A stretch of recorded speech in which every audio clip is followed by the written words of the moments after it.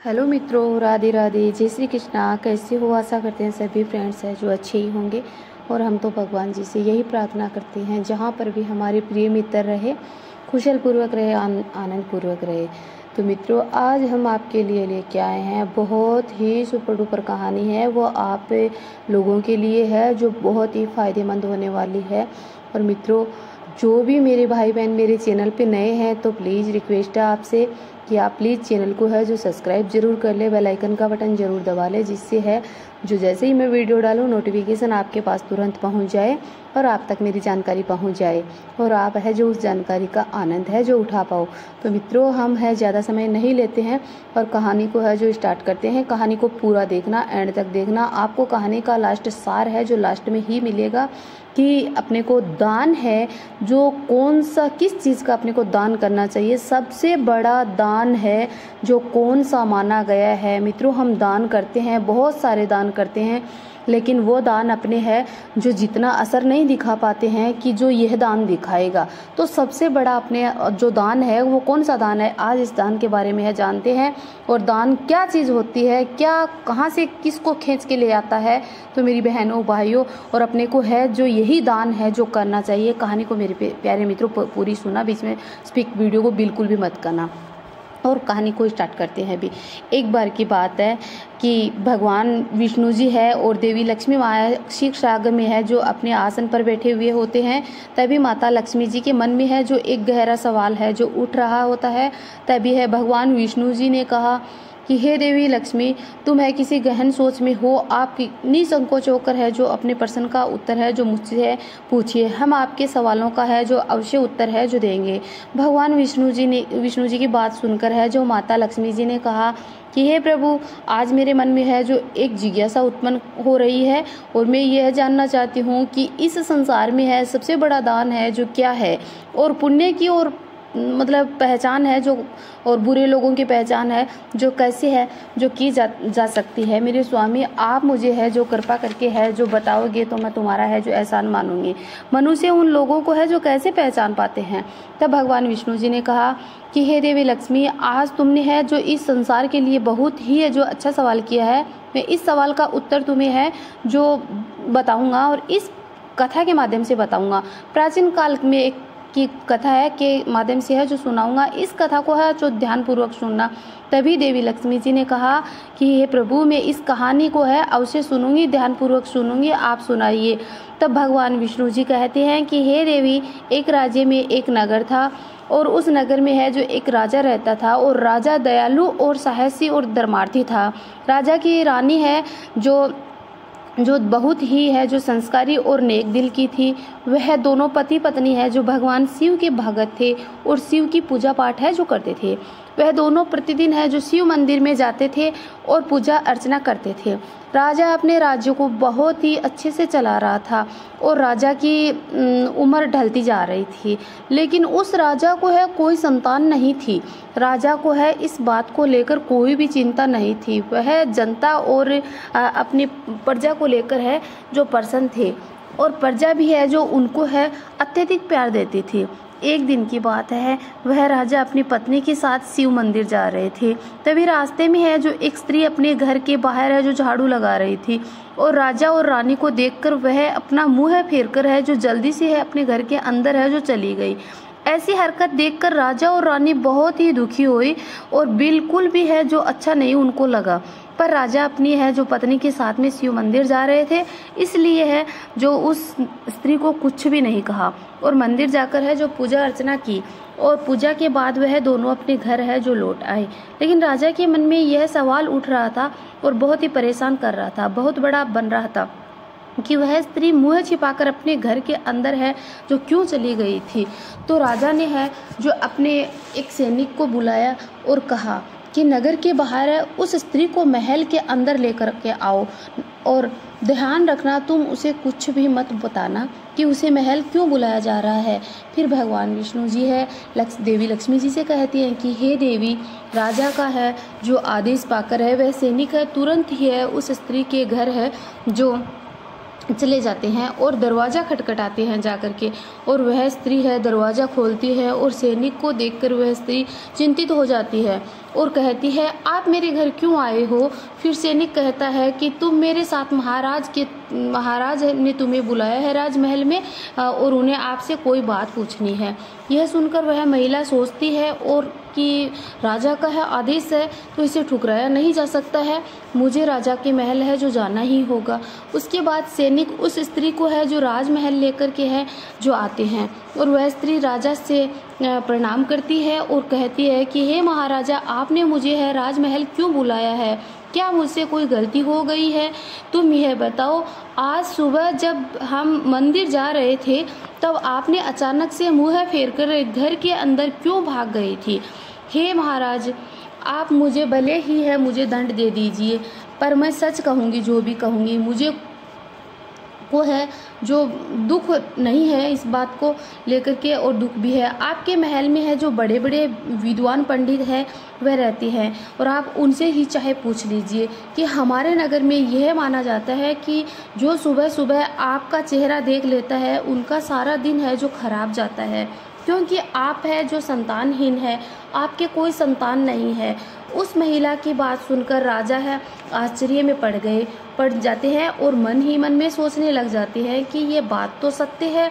किसी राजा का अन्य महिला को है जो संतान की प्राप्ति नहीं होती है उनका है जो चेहरा है जो देखना शुभ नहीं माना जाता है।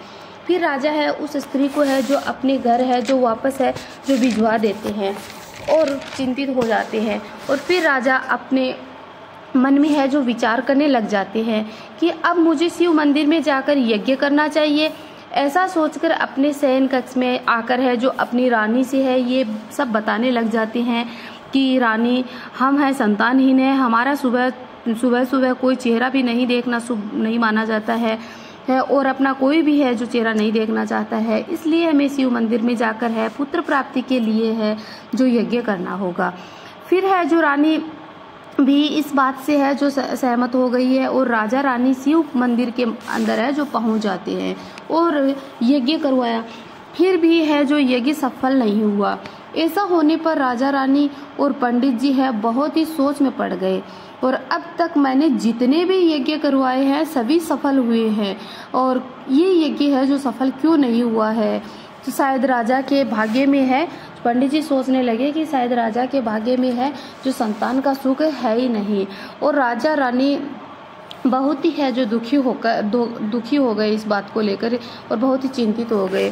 फिर राजा है और रानी एक विशाल जंगल में है जो एक साधु महात्मा रहता था वहाँ पहुँच जाते हैं, और वह साधु बहुत ही है जो जब राजा पहुँचता राजा और रानी है जो इस जंगल में पहुँचते हैं तो साधु महात्मा है जो अपनी कुटिया के बाहर बैठकर है जो गहरी है जो तपस्या में है लगे हुए होते हैं। तो यह उन्होंने है जो बतलाना है, राजा और रानी ने बतलाना साधु को है जो उचित नहीं समझा कि हम है जो अभी साधु महात्मा है जो अपनी तपस्या में है जो लगे हैं, तो हम विघ्न नहीं डालना उचित नहीं समझा, और बैठ गए और उनके सामने हाथ जोड़कर अपनी जो इच्छा थी उनको लेकर है जो हाथ जोड़कर बैठ गए महात्मा के सामने। कुछ समय बाद है महात्मा ने अपनी आंखें खोली और खोलकर देखा तो राजा और रानी है अपने उनके सामने है जो दोनों हाथ जोड़कर है जो अपनी प्रतिज्ञा लेकर के बैठे थे, और महात्मा के सामने खड़े हो गए और महात्मा राजा को पहचान लेते हैं और पूछते हैं कि हे राजा, आज अचानक से यहाँ पे कैसे आना हुआ? और राजा ने है प्रणाम किया और महात्मा के है जो पैर छुए और कहा मुझे बहुत ही दुख है, मुझे संतान की प्राप्ति है जो नहीं हो रही है, हे महात्मा मुझे बताओ संतान की प्राप्ति कैसे होगी? फिर महात्मा ने है अपनी आँखों को है जो बंद किया और अपने दिव्य दृष्टि के साथ है आंखें बंद करके है राजा के है जो पूर्व जन्म के कर्म है जो देखते हैं, और उनमें राजा के कोई है पिछले जन्म के बुरे कर्म की वजह से है राजा है जो पिता नहीं बन रहा था। फिर राजा ने है कहा कि हे महात्मा आप ऐसा मत कहिए कि और कृपया करके है आप कोई समाधान निकालिए, और राजा को है व्याकुल देखकर महात्मा ने दोनों हाथों से है उठाया और कहा कि आपको इतना दुखी होना है जो शोभा नहीं देता है, आप इतना दुखी मत होइए, चलो कोई बात नहीं है, कोई हल निकालते हैं। तो ऐसा इतना कहकर है जो महात्मा है अपनी कुटिया में गए और एक कटोरी में है जो खीर लेकर के आए और कहा कि हे राजन, महल में जाने के बाद में स्नान करके और इस खीर को है रानी और आप दोनों हैं जो खा लेना, पर मेरी एक बात याद रखना कि पुत्र की प्राप्ति तो होगी लेकिन उनकी आयु केवल 20 वर्ष तक की ही होगी। फिर राजा सोच में पड़ गया और सोचने लगा कि किस वर्ष तक, और कि सोचने लगा कि 20 वर्ष तक ही सही, कम से कम 20 वर्ष तो पुत्र का है जो सुख देखूंगा और ये दानहीनता का है जो कलंक है जो मिट जाएगा। फिर महल को है जो लौटे और लौटने के बाद में स्नान किया, स्नान इत्यादि करके शिव का प्रसाद समझकर है जो उस खीर को है जो ग्रहण किया। और फिर रानी गर्भवती हो गई और 9 महीने बाद पुत्र को जन्म दिया। और फिर राजा ने है जो पूरी प्रजा को दान दिया और खुशियां बांटी। जैसे जैसे राजा का बेटा बड़ा होता गया वह बहुत ही गुणवान और दयालु होता गया और राजा को अपने पुत्र को देखकर बहुत ही खुशी होती थी और बहुत ही मन ही मन में है बहुत प्रसन्न होते थे और महसूस भी होती थी। राजा अपनी खुशी में ये इस बात को भूल बैठा था कि अपने पुत्र की आयु है केवल 20 वर्ष की ही है। और फिर याद आता है कि पुत्र आयु केवल 20 वर्ष की ही है जब तक पुत्र की आयु 15 वर्ष की हो जाती है। फिर राजा अपने पुत्र की शादी के बारे में है जो सोचते हैं और दूसरे नगर में शादी के बारे में सोचते हैं और दूसरे नगर में है एक राजा की पुत्री है, बहुत ही सुंदर और सुशील और भक्तिभाव वाली सुशील लड़की थी।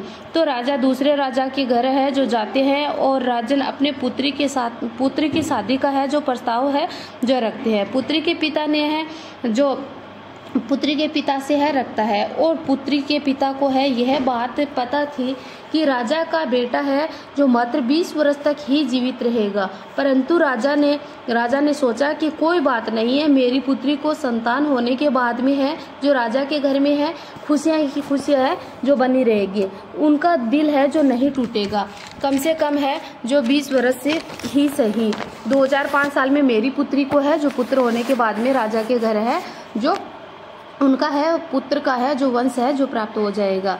इसलिए ये सब होने यह सोचकर अपनी पुत्री का विवाह है राजा के पुत्र से है जो कर देता है और वह राजकुमारी है रोज अपने घर की तरह ही ससुराल में भी है सभी लोगों के है जो सेवा करती थी, भोजन कराती थी और दान देती थी सभी को और भूखों को भोजन, प्यासे को पानी देती थी, चिड़िया को चुगा डालती थी। फिर पूजा अर्चना करके है जो फिर खाना खाती थी।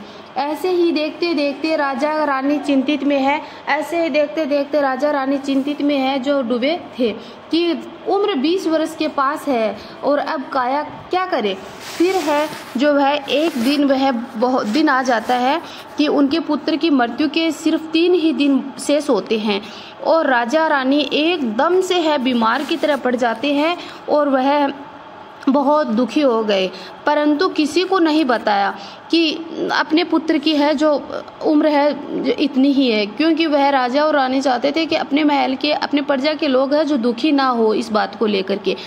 आखिरी दिन आ गया, राजा रानी दोनों शिव मंदिर में जाकर के है कहने लगे कि हे भगवान, हे शिव प्रभु, हमें शक्ति दो, हम ये सहन नहीं कर पाएंगे, हमारे बच्चे के प्राण जाते हुए हम नहीं देख सकते हैं, तो हमें शक्ति दो। पुत्र को हम कैसे देख सकते हैं, हम जानते हैं भाग्य में लिखा कोई है जो टाल नहीं सकता है। और उधर है जो राजकुमार की पत्नी है जो सभी जरूरतमंद लोगों को है जो दान कर रही थी और पक्षियों को है जो दाना डाल रही थी।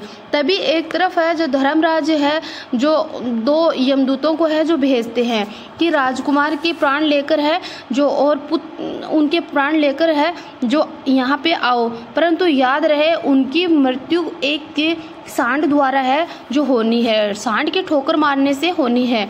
जब वो है सांड राजकुमार को ठोकर मारने ही वाला था तभी राजकुमार है बगीचे में टहल रहे थे, इधर उधर है जो सुबह सुबह मॉर्निंग वॉक कर रहे थे।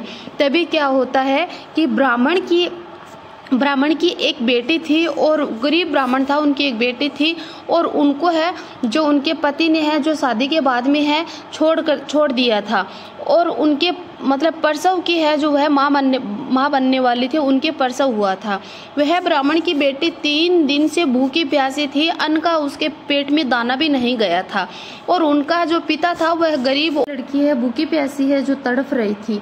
और उनका पिता है जो बहुत ही गरीब है, जो था अपनी बच्ची को है जो खाना भी नहीं दे पा रहा था। वह नगर में है जो सब जगह गया, लेकिन उसको किसी ने भी है जो खाना नहीं दिया। 3 दिन से वह भूखी प्यासी तड़प रही थी। तभी ब्राह्मण है जो दूसरे नगर में आती है। वह उनकी बेटी ने कहा कि पिताजी, मैं आज अगर मेरे पेट में अन्न का दाना नहीं गया तो मैं मर ही जाऊंगी, मैं जीवित नहीं रह पाऊंगी। तो बूढ़े ब्राह्मण ने, उनके पिता ने कहा कि पुत्री, मैं अभी आज दूसरे नगर में जाता हूँ और आपके लिए कुछ भी मिलेगा तो मैं लेकर के आता हूँ, तुम तुम्हारी भूख को है जो शांत कर लेना। तो दूसरे नगर में आता है ब्राह्मण, जहाँ पे है जो राजकुमारी होती है, राजा की बेटे की बहू होती है, वहाँ दूसरे नगर में आता है। और अचानक से है जो राजा के द्वार पे आ पहुँचता है और द्वार के बाहर है जो भीख मांग रहा था और खड़ा था। और गरीब वृद्ध है जो ब्राह्मण को देखकर है जो बहुत ही है जो राजकुमारी को पीड़ा आ गई, राजकुमारी को है जो पीड़ा आ गई और कहा कि तुमने खाना नहीं खाया है क्या, अभी रुको मैं खाना ला करके देती हूँ। तो ऐसा कहकर वह खाना लेने के लिए है जो अंदर जाती है और अपने जो पति का है जो खाना उसने परोसा था, वही खाने की जो थाली है जो उसको है ब्राह्मण को है जो ला करके है जो दे देती है और कहा कि अपने पेट की भूख को है जो मिटाओ। तो कहकर यह फिर अंदर चली जाती है। फिर ब्राह्मण वह भोजन अपने घर लेकर अपनी बेटी के पास बहुत खुशी खुशी से अपनी बेटी के पास लेकर जाता है और वह ब्राह्मण की बेटी है जो उस भोजन को है देखती है, देखकर कहती है कि पिताजी, ये भोजन है जो आज आपको किसने दे दिया है, लगता है ये बहुत ही नेक दिल की और सुशील बेटी बहू है जो लग रही है। अपनी बेटी को ले जाकर दिया तो उस बेटी ने देकर खाने को है जो ये कहा और फिर वह खाना खाया। और जैसे ही है उस ब्राह्मण की बेटी ने वह खाना खाया तो उस खाने का पहला उसने है जो न्योला लिया, तो लेने वह भोजन है जो गरीब ब्राह्मण की बेटी है जो भूखी प्यासी और अपनी भूख से है जो तड़फ रही थी, वह भूख को शांत खाकर, भोजन को खाकर है जो शांत होकर है जो कहती है और आशीर्वाद अपने सच्चे हृदय से है जो अपने सच्चे दिल से है जो आशीर्वाद देती है कि हे भगवान, जिसने भी ये खाना मुझे दिया है, भगवान उनके सुहाग की है जो लंबी उम्र दे, वह हमेशा सुखी और सुहागिन रहे।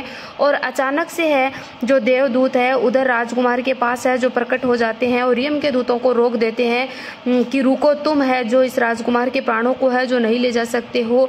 तो दूतों ने पूछा कि हम क्यों नहीं है जो राजकुमार के प्राणों को ले जा सकते हैं। तो बोले जैसे है जो शराब अपना असर दिखा सकता है, वैसे है जो दुआ भी है जो सच्चे दिल से दिया गया आशीर्वाद भी है अपना आशीर्वाद दे सकता है। और राजकुमार को है जो एक बहुत ही बड़ा है जो आशीर्वाद मिला है, जो अन्न के दान का आशीर्वाद मिला है, और वह सबसे बड़ा होता है, तो आप इनको नहीं ले जा सकते हो। ऐसा कहकर है जो राजकुमार के प्राणों की जान है जो बच जाती है। तो मित्रों, जिस प्रकार कहते हैं कि शराब अपना असर दिखा सकता है, उसी प्रकार है जो सच्चे दिल से दिया गया आशीर्वाद भी है, किसी के मन से आशीर्वाद निकला हुआ भी है जो किसी की जान बचा सकता है और बहुत ही बड़ी मुसीबत में है जो काम है जो आ सकता है। जैसे राजकुमारी का यह दान था, राजकुमार के प्राणों को है बचा लेता है, उसी प्रकार से है जो राजकुमार के प्राणों को बचाया, उसी प्रकार के हर इंसान की मुसीबत में है जो सच्चे दिल से दान किया गया काम आ ही जाता है। इसलिए मेरी प्यारी बहनों और भाइयों, दान करो तो जरूरतमंद लोगों को करना, और हमेशा है जो अन्न का दान करना, और अन्न का दान भी कैसे लोगों को करना है, कैसे जानवरों को करना है, ये मेरी बहनों भाइयों पहले जान लेना कि खाते पीते को बिल्कुल भी दान नहीं करना चाहिए। वो दान कोई दुआ के ना ही देता है और ना ही अपने काम आता है।